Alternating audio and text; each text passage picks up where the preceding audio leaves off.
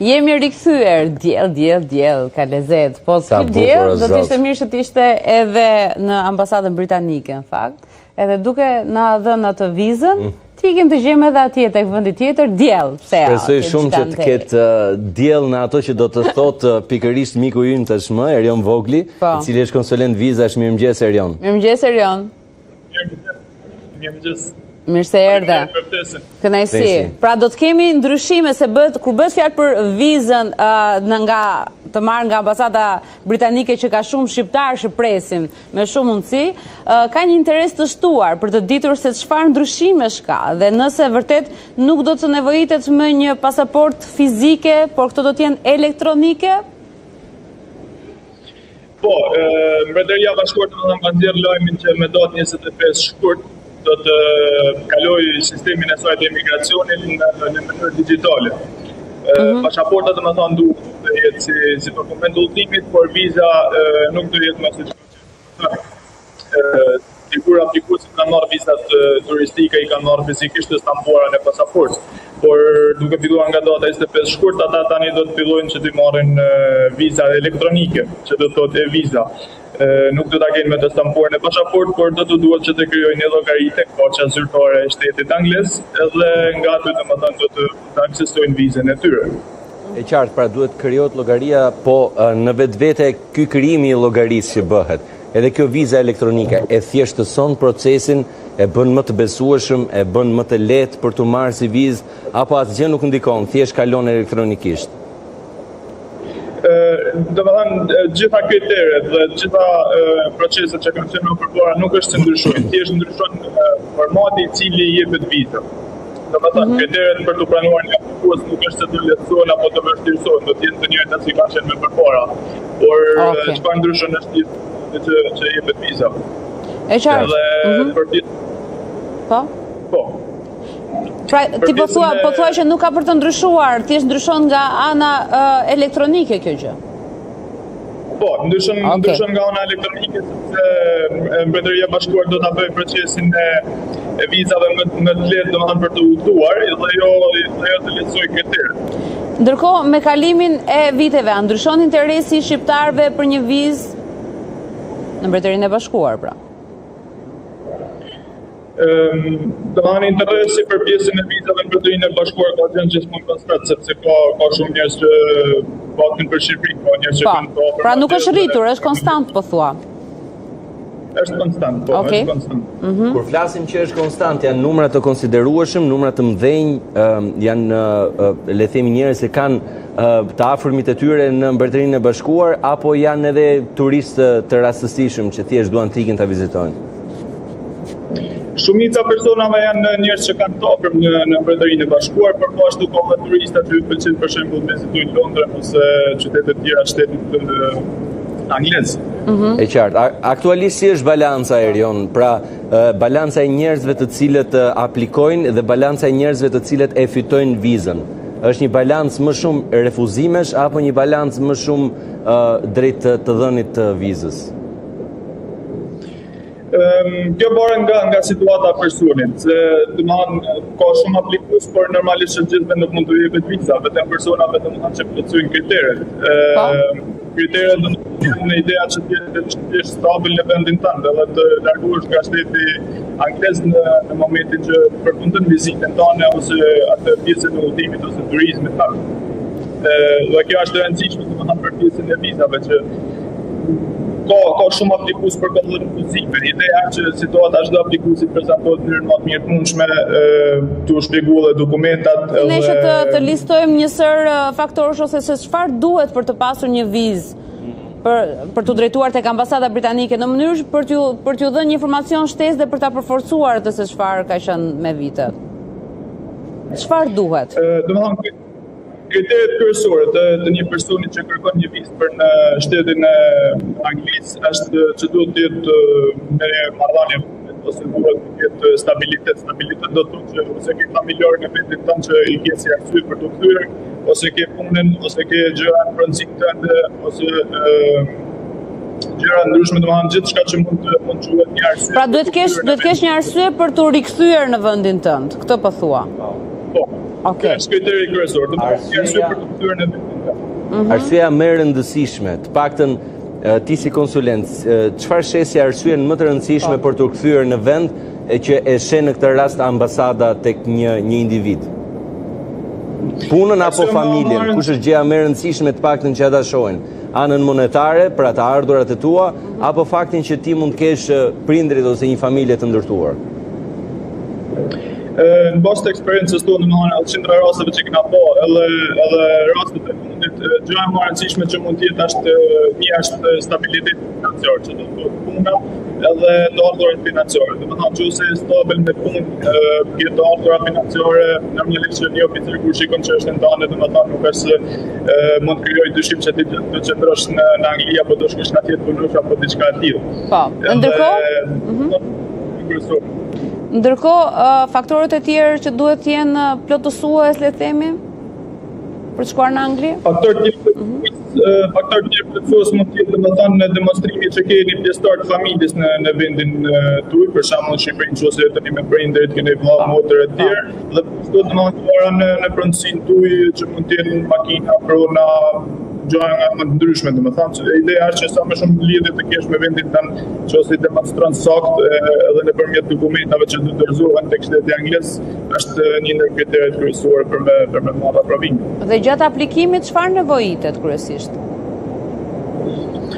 Gjatë aplikimit domethënë plotësohet formulari i aplikimit, është një formular me pyetje, edhe pasi plotësohet domethënë si formular me dhënat personale, dhënat e punës, detajet financiare, sa le keni në bankë etj etj. Pjesëtar në familjen tuaj, pjesëtar që ndoshta i keni edhe në Angli, pasi plotësohet formular, pastaj caktohet një shenjë të gishave edhe për me bën një foto.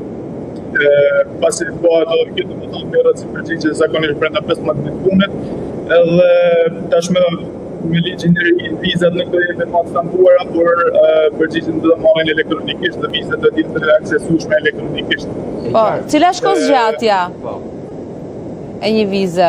Po, domethënë në momentin që lehen shenjat e gishave dhe bëhet fotoja, rreth 15 ditë punët është kohëzgjatja që merret një përgjigje lidhje me çështjen e një aplikuesi kur e dorëzon se kohëzgjatja e vizës, po. Kohëzgjatja e një vize, pra sa mund të qëndrosh në territorin e Mbretërisë Bashkuar të paktën në bazë të vizës që të jepet, ajo varet çfarë vizite ke ti apo ka një lloj standardi në momente të caktuara në bazë të udhëtimit që ti mund të bësh, pra si funksionon me kërkesën që një njeri mund të bëjë për një vizë?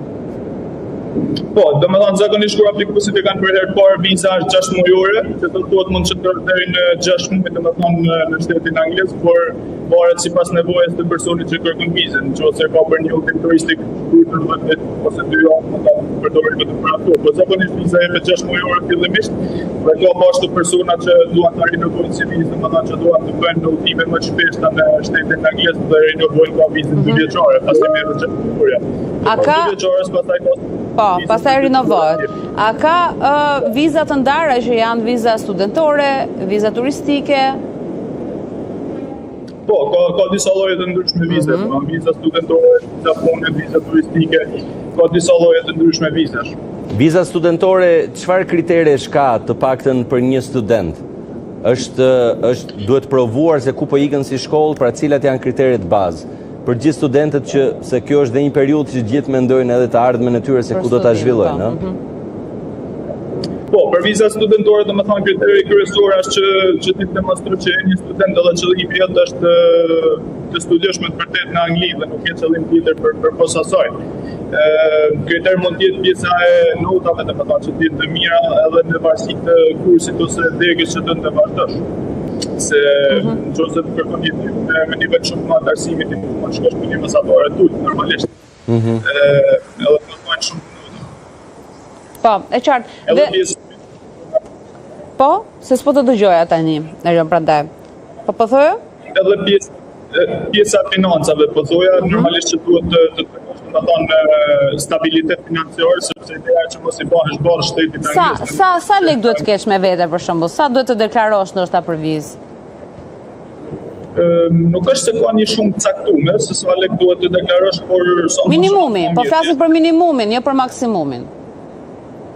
Po minimumi të paktën që të follosh domethënë kohën që ti do të studiosh në Angli, domethënë varet se universitetet ndryshme kanë çmime të ndryshme edhe ideja është që ta follosh që do të studiosh në Angli. Po për rastet kur je si turist, pra në momentin që aplikon, duhet të kesh një bazë të ardhurash me vete, pra të deklaruar që unë do të shkoj ose do të kaloj, do të shkoj në Angli me kaq kosto, me këtë kuotë. Po, domethënë në formularin e aplikimit ka disa pyetje mund të thush në lidhje me pjesën e financave që të pyesin çfarë lek për shembull ke të ruajtur, ose sa është fitimi jot më i urt lidhje me punën që bën. Për shembull tek rastet e klientëve tu ne kemi pasur ose që kanë pasur edhe lek të ruajtur në bankë dhe kanë bërë për shembull për ndonjë hotelit. Po ka pasur edhe raste që kanë pasur familjarë andaj edhe në fakt kanë qenë punë, por mund të më bëj për shembull që ka vizitin të hapur me Angli. Pra nuk ka një kosto të caktuar, nuk ka një minimum, po.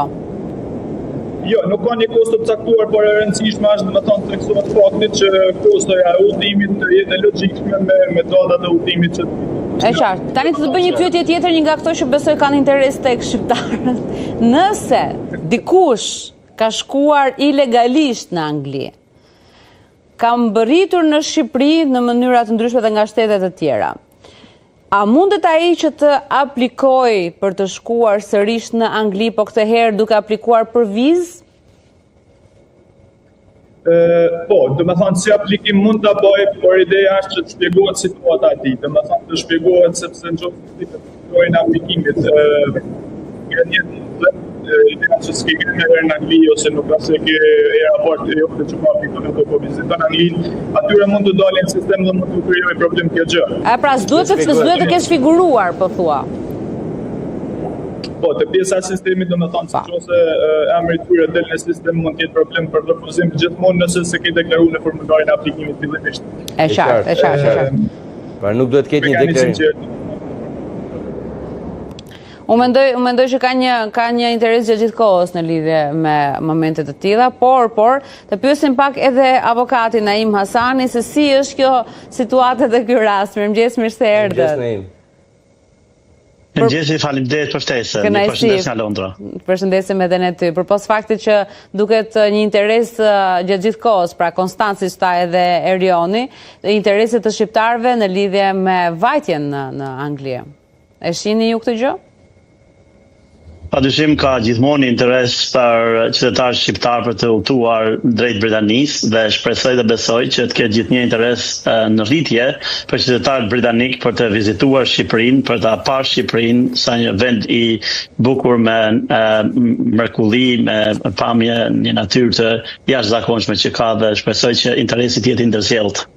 Pra që edhe kush është në Shqipëri, do thënë edhe ne që jemi në Shqipëri të duam të shkojmë atje, por edhe anglezët të vinë. Po ama problemi është që këto ndryshime të paktën që janë duke ndodhur në bazë të ambasadës që thuhet do kalohet viza elektronike etj. Ju i shihni në syrin tuaj si avokat, i shihni si një lehtësi për procesin edhe si një akses më të mirë për gjithë qytetarët e Shqipërisë që duan të shkojnë në Angli? Padyshim që janë një lehtësim e sistemit të menaxhimit të emigracionit, menaxhimit të kontrolluar të emigracionit të ligjshëm. Për sa i përket njoftimit të ambasadës britanike që nga data 25 shkurt 2026, domethënë vetëm 2 ditë përpara, ka hyrë në fuqi sistemi i marrjes së vizës në mënyrë elektronike. Domethënë, sistemi i aplikimit për vizës dhe i konsiderimit të aplikimit dhe deri në marrjen e vendimit nuk ndryshon absolutisht asnjë gjë nga ai më parshmi. E vetmja mënyrë është që Britania dhe drejtoria e emigracionit brenda Ministrisë së Brendshme po kërkon në mënyra më të forta dhe rigoroze të kontrollit të emigracionit dhe vërtetësisë së dokumentave dhe në vend të vegnetës në të stampës që merrshin qytetarët shqiptar që ishin suksesshëm me aplikimet për viza, tani duhet të hapin llogarinë e tyre në e-vizas, i cila është një sistem që është aplikuar me sukses në Britani për gjitha migrantët e huaj që jetojnë këtu dhe kanë drejtë qëndrimit që nga data 1 janar 2025. Pra ky sistem ka aplikohet jo vetëm për migrantët që jetojnë në Britani, por edhe vizitorët e huaj që janë detyruar të marrin viza dhe dëshirojnë të vinë në Britani. Tre gjëra duhet të kesh për të hapur një llogarinë ku ke qenë i suksesshëm, një referencën për aplikimin, dy pasaportën me të cilën ke aplikuar dhe e treta një adresë e-mailit. Është një sistem shumë i qartë sepse Ministria e Brendshme Britanike kur të garanton, kur të jep vizën për të ardhur në Britani, krijon vetë automatikisht brenda llogarinë me fotografinë tënde me kohëzatin e qëndrimit dhe llojin e vizës që merr, dhe sapo krijon llogarinë të del fotografia jote me dhënat e tua dhe kur shkon në aeroport nuk ke nevojë të tregosh stampën në pasaport, do thjesht do pasaportën tënde dhe ja tregon në telefon vizas që ke dhe me atë udhton për në Britani dhe shkon e vjen pa asnjë problem. Kështu nuk është absolutisht një kufizim, pa është një lehtësim i procesit. Pra duket sikur do të ketë do hiqen edhe vulat, pra, edhe vulat fizike, do të ketë vetëm një kalim, si gjithë pjesa tjetër kryesisht edhe Europës, që thjesht kalojnë, pra. Dhe çdo gjë elektronike. Qytetarët duhet të mësojnë faktikisht një problem se ka shumë qytetarë për shembull të moshuar që shkojnë të takojnë fëmijët e tyre në Britani, marrin viza vizitori dhe nuk dinë se si punon kompjuteri, si punon sistemi email dhe hapja llogarisë, do të kenë një afërm detyrë ose një familjar që të ndihmojë që ka dieni me kompjuterin. Për shembull, ajo është vetëm problem. Përndryshe është për ata që janë mësuar me sistemin elektronik janë shumë avokat, po atyre i lejohet të kenë një vizë të printuar, pra a mundet ekziston një mundësi që kjo viza elektronike të ketë mundësinë edhe për të printuar mbase për këta të moshuarit që nuk e kanë fort mirë marrëdhënien me teknologjinë? Nuk ka si problem, thjesht do të kesh pasaportën tënde dhe një printout vizas llogarisë tënde që ka fotografinë, referencën e aplikimit, datën e lëshimit të vizës, datën e skadimit dhe askush nuk do të ndalojë në aeroport nga që si person je verifikuar në autoritet britanike dhe ke marrë lejen e hyrjes në Britani. Pra fëmijët për të ndihmuar mjafton të e printojnë. Si ju rezulton grup mosha që e ka pasur dhe ka më të lehtë për të poseduar një vizë drejt Anglisë? Cila është grup mosha? Për çfarë po flasim? Një numër i madh qytetarë shqiptar janë vendosur në, do thosha, në 20 vitet e fundit në Britani dhe të gjithë shumica më e madhe kanë qenë 33 dhe ata duhet kenë vallëparë, duhet të mbajnë kontakt me prindërit e tyre, me familjarët e tyre, po ashtu duhet të rinjtë të martohen, krijojnë marrëdhënie, martohen me partnerët e tyre që janë në Shqipëri dhe duan të sjellin në Britani. Grup mosha që e kanë më të lehtë është, do thosha, mosha asë vjetër dhe asë të rinë, dhe më thanë mosha e 35 dhe 25 vjetë e mesme, që janë me marrëdhënie të punë, stabile pune, që janë në biznese, që mund të tregojnë që kanë një magnet për të kthyer në Shqipëri dhe nuk po vinë në Britani nga që Britania është një vend i mrekullueshëm, një vend që shqiptarët vetëm duhet vinë dhe për arsye të ndodh me persona që thyen vizën. Thyrja vizës është absolutisht është ka pasoja shumë të rënda dhe do këshilloja që kur mendojnë njerëzit për ta thyer vizën të mendojnë mirë, sepse nëse kthehen duan të kthehen forcërisht në Shqipëri ose edhe vullnetarisht duan të kthehen në Britani, pasojat janë shumë të rënda. Nëse ti vjen në Britani në mënyrë të ligjshme, e thën vizën dhe ose vullnetar nëse kthehesh forcërisht, të paktën nuk mund të hysh në Britani 10 vite, nëse absolutisht, në qoftë se në çdo aplikim që do të bësh, në qoftë se ti ke hyrë ilegalisht dhe don të vish si vizitar ose në pozicion biznesi, vizat normalisht duhet të refuzohen automatikisht për 10 vite. Në qoftë se ti vjen në Britani, e thyen vizën që ndon në mënyrë ilegale dhe do të kthehesh, krijon një marrëdhënie me qytetar britanik ose qytetar britanik dhe do të kthehesh në Shqipëri për të aplikuar për vizë martese, në qoftë se ti kthehesh që nga data 11 nëntor 2025, në qoftë se ti kthehesh vullnetarisht me biletën tënde dhe kthehesh për të aplikuar për vizë martese për në Britani, duhet të presësh 12 muaj për para se të aplikosh për vizë britanike. Në qoftë se shteti të kthen me forcë, atë edhe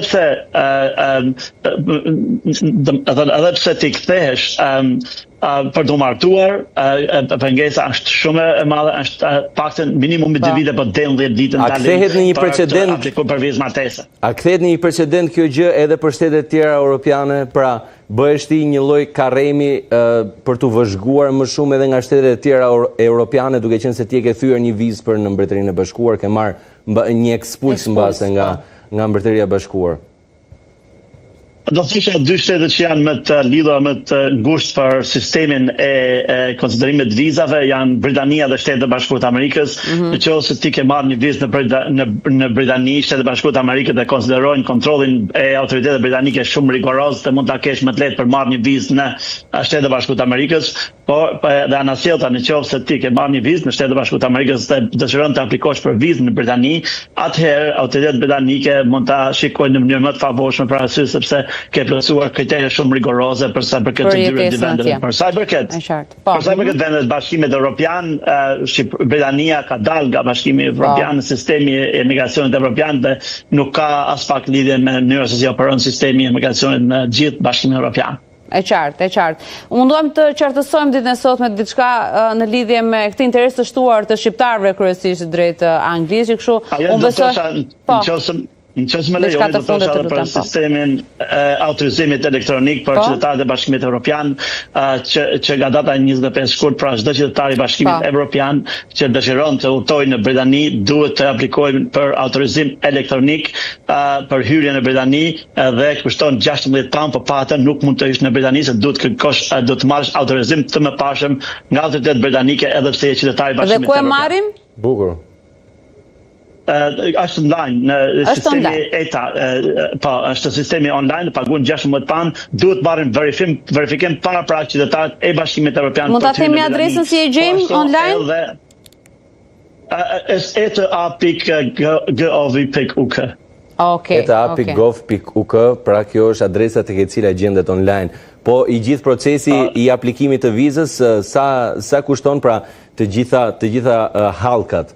Çfarë çmimi mund ketë në të gjitha hallkat? Aplikimi për vizë vizitori nuk është i shtrenjtë, është i arsyeshëm, por ajo që është më rëndësishme është kushtet janë rigoroze për të marrë vizë. Na thoj një kosto që ta dim, avokat. Sa është kosto që nuk kanë më shumë se 135 deri në 140 euro, është eksakt varet nga, për shembull, nëse aplikon Britania konverton me nëse një javë periodi paguan për atë nga Britania, konvertohet në euro nga pound ose në Shqipëri nga lek në euro dhe është nuk është eksakt, domethënë, por varion. Se shikoj Erionin që qesh ndërkohë, po që është shumë kaq shumë e rëndësishme që shqiptarët të dinë atë kosto, sa do e vogël e tjetë ose sa do e lartë. Unë ju falenderoj shumë të dyve që ishit sot dhe besoj që do kemi mundësi herë të tjera të bëjmë biseda akoma më të specifikuara. Faleminderit, ditë mbar për ju. Faleminderit shumë për ftesën. Gjithë të mirat, mirupafshim. Shpresojmë që ta marrim një vizë, pra, domethënë gjithsesi nuk është se edhe unë do ta tentoja. Nuk është një shifër e lartë për të pasur një vizë për në Mbretërinë e Bashkuar për 6 muaj që të duhet. E bën një herë si gjë, e bën një aplikim 16 pound ishte. Ikëm bën namin 6 muaj, jo ti ikësh 36 muaj atje. Po themi që ti ikësh në 6 muaj, ikën ja 3-4 herë për 6 muaj dhe pastaj i thua mbaje vizën. Shqiptarët do të kenë një gjë parasysh, kur e bëjnë atë prerjen e biletës, pra vajtje ardhi, që duhet patjetër vajtje ardhi në rastet e vizave, pak nga eksperjenca në vizën amerikane, të mos e lënë për ditën e fundit për të kthyer në Shqipëri. Kthehemi një javë përpara se si urgjent gjë për një javë. Për një javë, gjithsesi. Një javë, Bora, një javë janë 7 ditë të falura për Mbretërinë e Bashkuar, për një vizë të cilën ti kush e di kur e merr prapë. Nuk mund të rrezikon, mos rrezikoni, ndiqni këshillat, sidomos ato që tham nga konsuleti i vizave edhe nga